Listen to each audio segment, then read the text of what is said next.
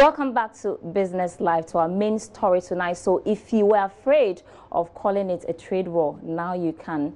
This is because the trade battle between the United States and China is getting worse by the day, with both countries imposing trade sanctions and restrictions. But as we await the winner of this very war, how is the development likely to impact on Africa, especially Ghana? Joining me via phone is a trade expert, Richard Ampambin, to talk about the development. Thanks so much for joining us, sir.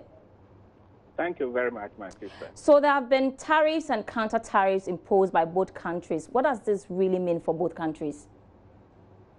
Well, what it means simply is that there is a theft war on market. It has to do with you importing or exporting. That is what is happening between United States and China.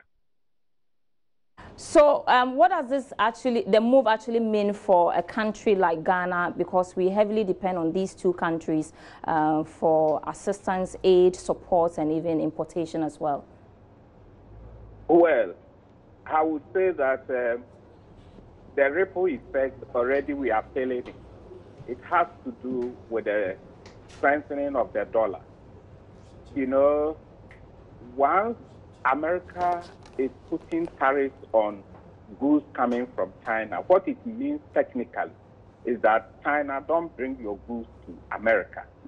Because if you do, chances are that those goods will be more expensive and Americans will not buy. And not only Americans. Every normal human being will not buy a good which is expensive than the alternate one which is cheap. So that is what it simply means. And trust me, currency has a direct correlation with trade. Okay. Once the trade surplus is there for America, definitely currency will be strengthened and they will create more jobs. And that's exactly what is happening in the United States of America. I was asking about how a country like Ghana can actually, the trade war between the two countries, how we should actually position ourselves so we don't face the wrath of these two countries, because we obviously depend.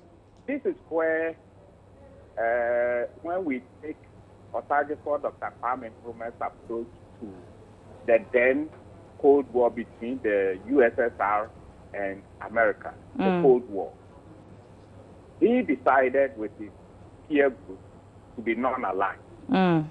The best for us to do is to be non-aligned. Okay. We should continue trading with America and trade with China. We shouldn't take sides.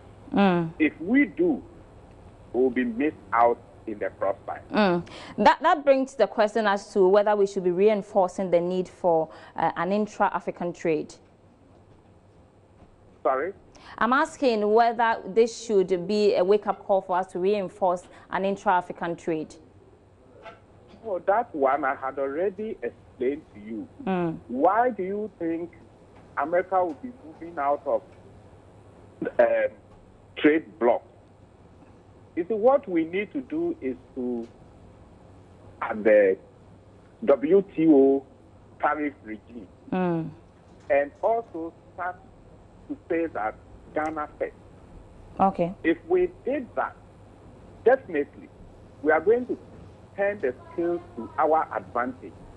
That's why some of us believe strongly in food for planting for food and jobs. This is the biggest breakthrough if we were to, as the president expressed it in his State of the Nation address. Okay. But I'm afraid the way we are doing it, I'm not satisfied. All right. Because we needed to put all our energies on this. And this is the policy which will take us out of unemployment, strengthen our city, and get us trade surplus. All right. Thank you very much, Mr. Richard Ampambin, a trade relation expert. We'll be talking about the trade war between China and the United States.